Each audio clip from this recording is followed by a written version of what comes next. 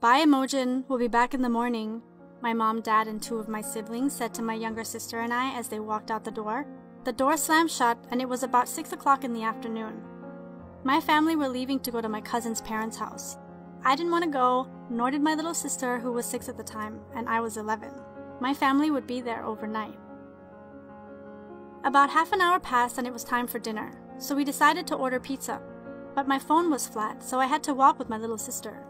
As soon as we were about to exit the house, the power went out at the worst time. We had to hurry because the shop was going to close soon, so we didn't bother about the power going out. We got back around 1 hour later with the pizza. "Immy, did you turn the lights back on?"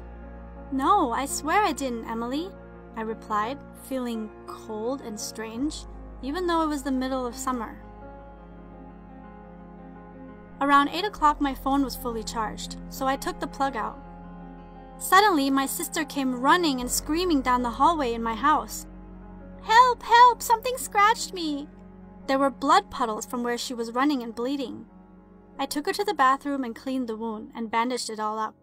Then I called my parents, but there was no answer. I took a shower around 8:30 p.m. to try to forget all the weird situations that had been happening. I hopped out, and as I was doing my usual skincare, I saw a figure behind me in the mirror. So I turned around, my heart skipping a beat, and nothing was there.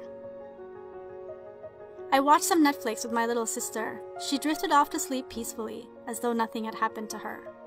It was around 10 o'clock at night. I went to use the toilet, and I was in there for about 10 seconds, and then suddenly the power turned off again. I rushed to grab my phone, quietly so I didn't wake up my little sister, and I walked outside and went to the power box. I couldn't reach it because I was too short, so I used a milk crate to turn the power back on. It was luckily successful. I tried to go to bed after the whole ordeal around 11 o'clock, when suddenly I heard a bash against the fence outside, and before I knew it, I saw a flashlight and heard another bash against my window, next to my bedroom. Someone was trying to break in. I ran to the kitchen, grabbed a knife, and I called the police, whilst I hid in the closet with my little sister. I had to cover her mouth to try to stop her from crying. About 10 minutes later, I heard sirens outside my house. So I jumped through the window with my sister, but the next thing I knew, I passed out. When I woke up, I was in the hospital surrounded by my family. It turns out that I had cut my arm on a broken glass and somehow I fainted. I got stitches too. It turns out that the kidnapper likes to hurt children. He somehow knew that we were home alone. The man was arrested and sent to an asylum after. I am 12 now and I will never forget what happened. And I am never staying home alone ever again.